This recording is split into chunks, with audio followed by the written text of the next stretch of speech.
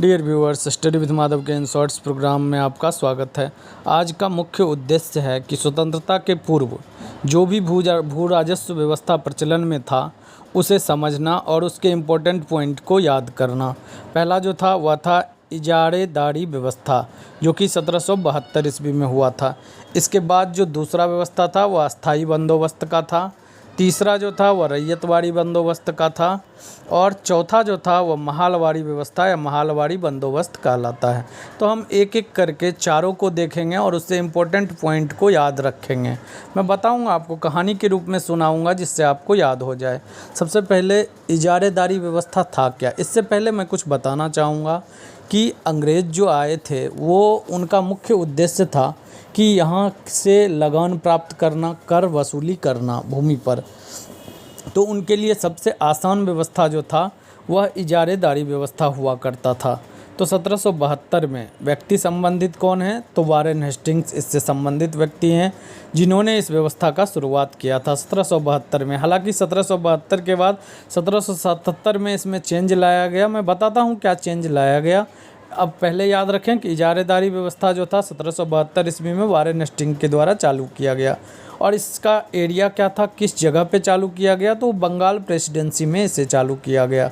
और यह जो थी पंचवर्षीय परियोजना थी, पंचवर्षीय योजना थी। और इसमें होता क्या था कि मान लो कि ये ज़मीन है एक जगह और उसमें उसका बोली लगाया गया। कोई 10 आदमी गए और उन्होंने बोली में जो सबसे हाईएस्ट रेट दिया उसको, सरकार को, कि मैं इतना 5 वर्ष में आपको दूंगा, तो सरकार उस भूमि पे कर वसूली का अधिकार उस व्यक्ति को दे देता था। तो यह व्यवस्था इजारेदारी व्यवस्था कहलाई। तो पहले जो था यह 5 वर्षों के लिए होता था, लेकिन बाद में वारेन हेस्टिंग्स के ही द्वारा 1777 ईस्वी में इस 5 वर्षीय ठेका जो होता था इसको वार्षिक कर दिया गया। यानी अब जो ठेका किसी को दिया जाएगा वह 1 वर्ष के लिए, यानी भूमि जो है उस पर कर वसूलने का अधिकार अगर किसी व्यक्ति को मिलेगा, और वो कैसा व्यक्ति होना चाहिए, जिसने सबसे ऊंची बोली लगाई है, तो उसको व्यवस्था दी जाती थी। 1 साल के लिए कर वसूलने का अधिकार दिया जाता था। यह व्यवस्था इजारेदारी व्यवस्था कहलाई।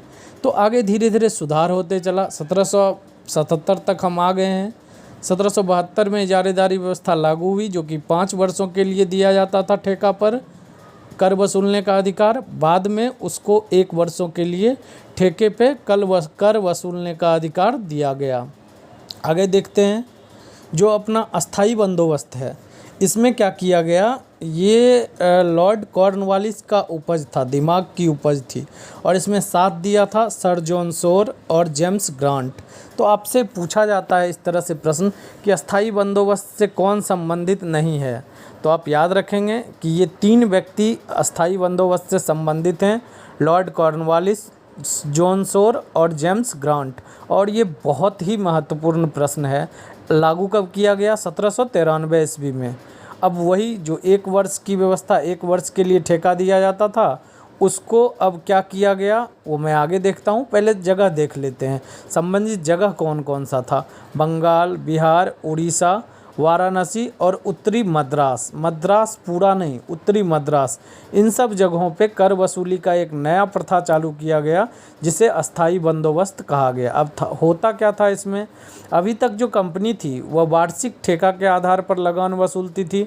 किसी एक व्यक्ति को 1 वर्ष के लिए ठेका दे दिया गया और कंपनी उससे रुपया ले लेती थी और हर साल वो किसानों से कर वसूलते रहता था।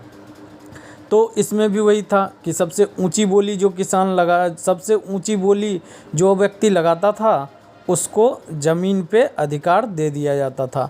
तो इससे कंपनी को भी परेशानी होती थी और किसान को भी परेशानी होती थी। किसान को क्यों होती थी, मानो आप उस जगह पे हो, आपको 1 साल के लिए अभी के रेट में मान लो, सपोज कर लो कि 1 करोड़ रुपया आपने सरकार को दे दिया कि इस एरिया का मैं कर वसूलूंगा, उससे जितना आएगा वो कर मैं रखूँगा, लेकिन आपको 1 करोड़ रुपया दे रहा हूँ, ये व्यवस्था थी।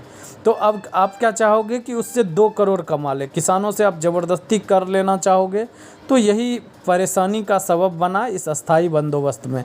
तो इसको हटा के किसके दिमाग में आया, ये लॉर्ड कॉर्नवालिस के दिमाग में आया। अब अस्थाई बंदोबस्त के आधार पे ज़मींदार भूमि के अस्थाई स्वामी बना दिए गए। अब जो भी ज़मींदार थे उनको बोला गया कि चलो अब ठेका पे नहीं दिया जाएगा, 1 वर्ष या 5 वर्ष कोई भी वर्ष के लिए अब ठेका पे ज़मीन नहीं दिया जाएगा, अब आपको ही मालिक बना देता हूँ उस ज़मीन का। जब तक ज़मींदार सरकार को निश्चित लगान देते रहते थे तब तक वह भूमि उनके अधिकार में होता था। यानी ज़मींदारी व्यवस्था का शुरुआत भी यहीं से हुआ है। क्या हो गया, ठेका वाला बात ख़त्म। अब पूरे ज़मीन पे कर वसूलने का अधिकार जिस व्यक्ति को दिया जाता था उसे ज़मींदार कहा जाता था, और सरकार फिक्स कर देता था, नहीं बोली लगाने का अब ज़रूरत नहीं है, मुझे इतना रुपया चाहिए और अगर तुम देते रहोगे हमको हर साल तो तुम यहाँ के ज़मीन में कर वसूल सकते हो, किसानों से कर ले सकते हो।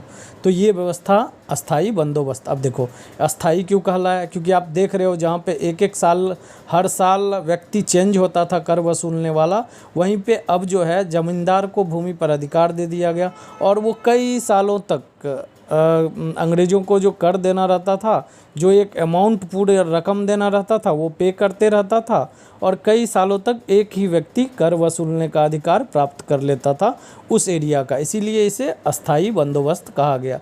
फिर इसमें भी चेंज लाया गया और दूसरे एरिया में, जगह याद रखना बहुत इंपॉर्टेंट है, इसका जो जगह है बंगाल, बिहार, उड़ीसा, वाराणसी और उत्तरी मद्रास के क्षेत्र में यह लागू किया गया। तो कौन सा था, अस्थाई बंदोबस्त। अब देखते हैं हम रैयतवाड़ी बंदोबस्त क्या था। अब 1793 तक हम देख चुके हैं क्या व्यवस्था थी।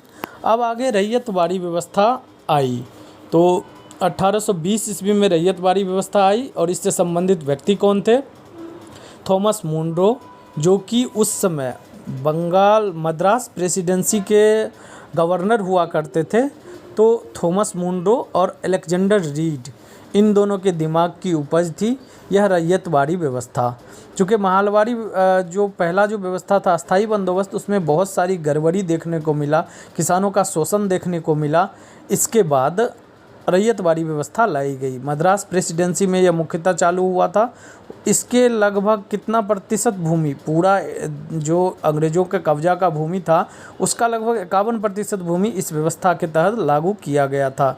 और इसमें रैयत, किसानों को ही रैयत कहा जाता था, को भूमि का मालिकाना हक प्रदान कर दिया गया। अभी तक कौन थे, इससे पहले वाली जो व्यवस्था थी अस्थाई बंदोबस्त में ज़मींदार होते थे इसके मालिक, लेकिन अब मालिकाना हक जो था वह किसानों को ही दे दिया गया। जब तक किसान स्वयं कंपनी को कर देते रहते थे, भू राजस्व देने के लिए उत्तरदायी थे, वो कंपनी अब डायरेक्ट कर किसानों से लेने लगी थी और किसान को ही इसका मालिक बना दिया था। इस व्यवस्था में भू राजस्व का निर्धारण उपज के आधार पर नहीं बल्कि भूमि के क्षेत्रफल के आधार पर किया जाता था। अब देखो उन ज़मींदारों से जो लेने का था तो एक फिक्स अमाउंट कर दिया तो अस्थाई बंदोबस्त हो गया। हर साल बोली के अनुसार जब एक अमाउंट लेता था अंग्रेज़ तो वो इजारेदारी व्यवस्था कहलाया। और अब क्या हो गया, अब किसान चूँकि खुद ही कर देंगे, खुद ही भू राजस्व चुकाएंगे, तो उनको किस आधार पे लिया जाएगा, तो उनका जो उपज है उसके आधार पे नहीं लिया जाता था। तुम्हारा जितना एरिया है उस एरिया के आधार पे तुमको इतना कर देना ही पड़ेगा, ये रूल था। जबकि ये भी रूल गलत था, क्योंकि मान लो अगर उस साल उपज नहीं हो पाया किसी भी प्राकृतिक आपदा के कारण, तो किसान कहाँ से कर चुकाएगा। तो यही चीज़ था, ये भी गलत ही, जितना भी अंग्रेज़ों का जितना भी व्यवस्था था वो कभी भी सही नहीं रहा, उससे शोषण तो था ही, लेकिन फिर भी हमें तो पढ़ना है बस। रैयतवाड़ी व्यवस्था क्या हो गई, संबंधित व्यक्ति थॉमस मुंडो और अलेक्जेंडर रीड। स्थान किस जगह पे लागू किया गया, ये मोस्ट इम्पोर्टेंट है, मद्रास प्रेसिडेंसी में लागू किया गया। लगभग 51% भूमि पर अधिकार था। रैयत का मतलब ही होता है किसान, यानी किसान को स्वयं ही कर का भुगतान, भू राजस्व का भुगतान करना था।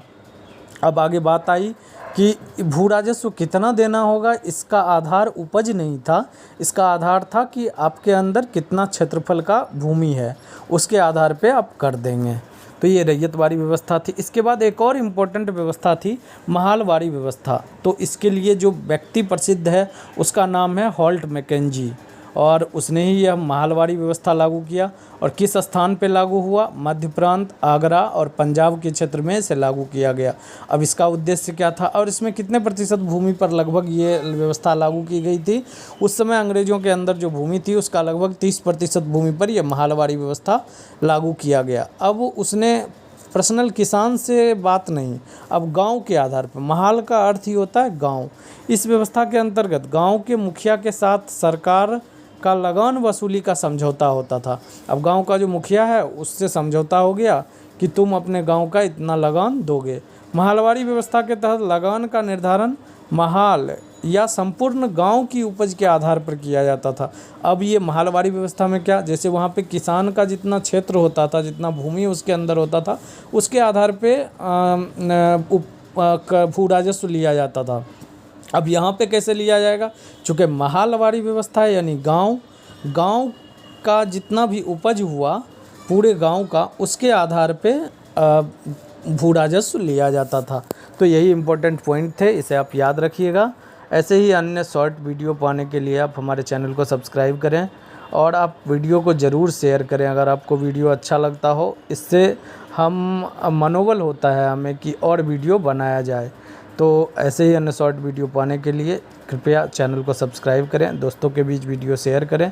मिलते हैं नए वीडियो के साथ। जय हिंद।